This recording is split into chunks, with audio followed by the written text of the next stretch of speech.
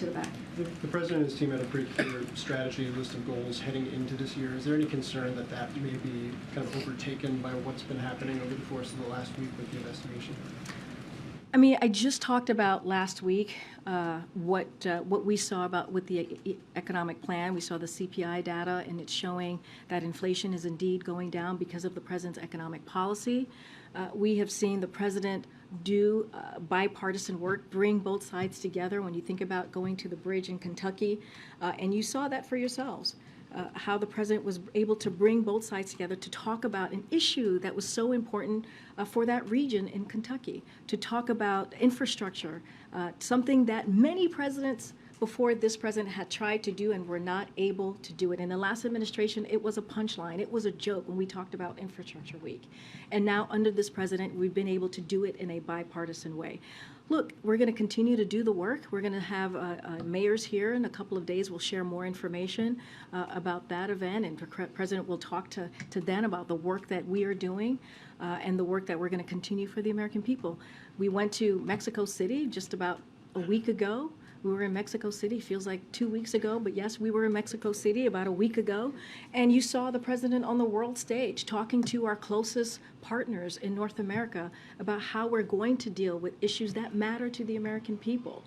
And you saw the friendly engagement. You saw how successful that summit was. And so that's not going to stop the president. He is very much focused on what are we going to do to lower cost. What are we going to do to continue to lower costs? What are we going to do to continue to deliver for the American people? And let me add, too, what Republicans are putting forward. House Republicans, the extreme members of the House, the MAGA Republicans, are talking about raising taxes for middle-class Americans. They're talking about giving a tax break for the wealthiest among us. That's what they want to do.